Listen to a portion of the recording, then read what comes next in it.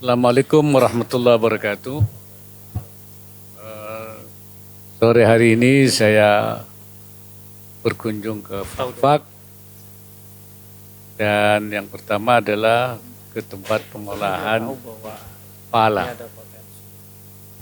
Di tempat ini pengolahan pala sudah dilakukan secara lebih modern, ya, dan menghasilkan lebih berkualitas karena ada bantuan-bantuan dari pihak lain dari UK ya, yang antara lain terdiri dari pengeringan.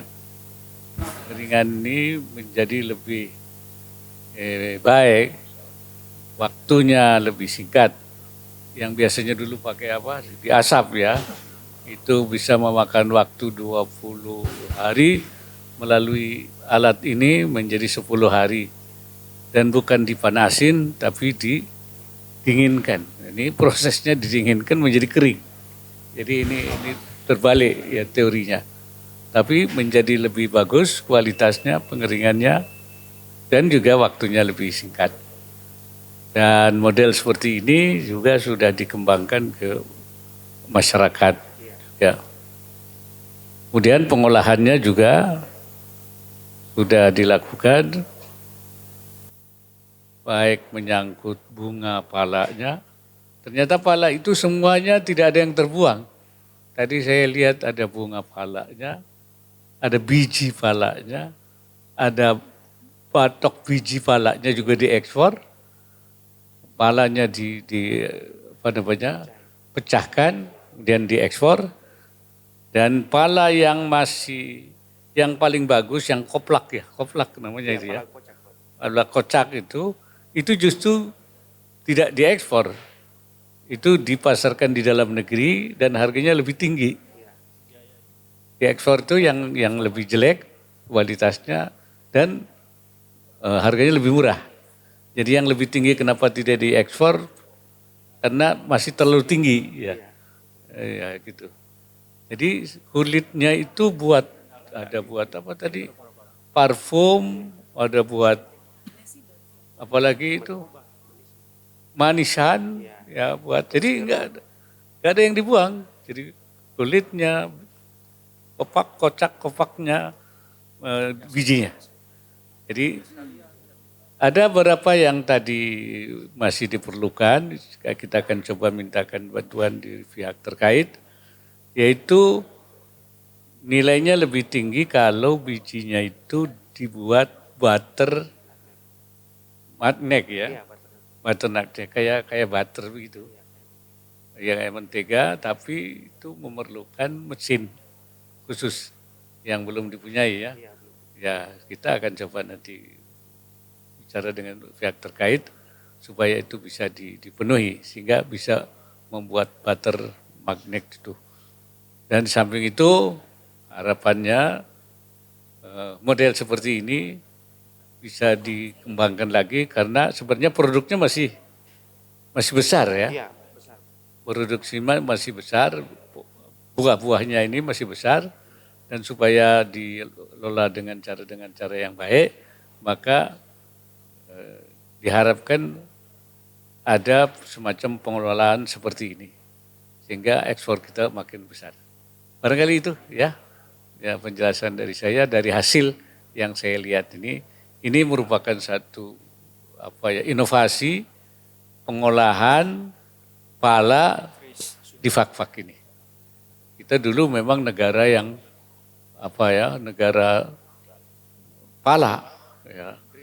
Selain bagian dari rempah itu yang orang-orang Eropa. Ternyata ini pala juga diekspor ke Eropa dan juga diekspor ke Amerika sampai hari ini.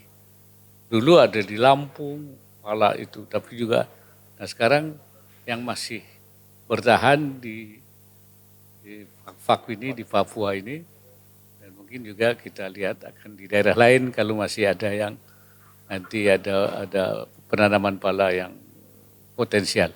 Barangkali itu. Terima kasih. Assalamualaikum warahmatullahi wabarakatuh.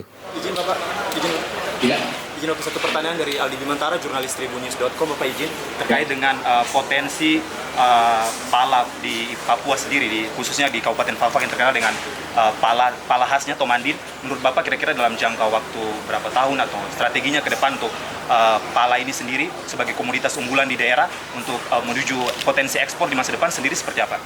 Ya, saya kira yang tahu mungkin Bupati atau Pak Gubernur atau Pak Bupati. Potensi pala di Fak-Fak.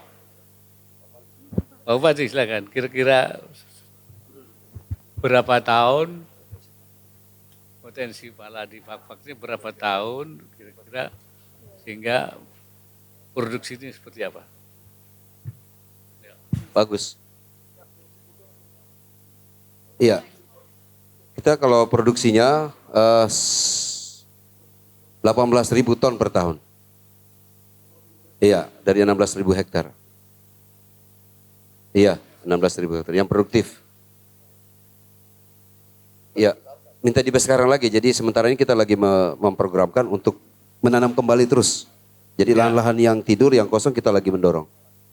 Tahun ini kita juga sudah mulai program melalui karena lebih banyak pohon pala ini adalah orang asli Fak-Fak, keluarga kita yang ada di Fak-Fak, sehingga kita dorong melalui sumber dana otonomi khusus Popres. Tadi memang tapi masih bisa dikembangkan. Iya. Ya, tadi ada permintaan supaya ada beberapa jenis pala ya. Pala ini disebut pala negeri. Pala negeri atau Pala Tomandin. negeri. Dan ada yang ditanam oleh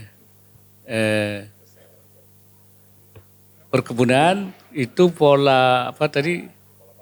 Pola banda. Tapi kualitasnya pola negeri ini lebih bagus. Oleh karena itu, karena arealnya masih mungkin, maka ada usulan untuk supaya diperbanyak lagi. Dari yang tadi potensi yang ada sekarang, ini diperbanyak lagi.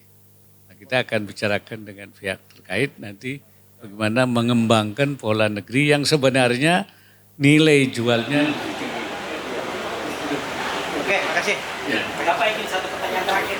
Setelah melihat proses ini, apa kemudian akan ada muncul sebuah upaya dalam rangka melihat Fak-Fak menjadikan pala Fak-Fak ini sebagai sebuah pala yang bisa diekspor keluar dari produksinya yang kurang lebih sekitar berapa ton per bulan ini bisa lebih ditingkatkan lagi. Kebijakan Bapak sendiri seperti apa, Bapak? Oh iya, karena potensinya ini sudah terbukti setelah ada bantuan dari pihak lain, dari UK, dan sekarang permintaan itu masih besar ya, maka berarti kita sangat mungkin untuk memperbesar produksi daripada, karena itu saya bilang, saya dengan pihak terkait nanti akan kita bicarakan tentang bagaimana pengembangan proses pengolahan pala di Fak-Fak ini supaya ekspornya lebih besar lagi.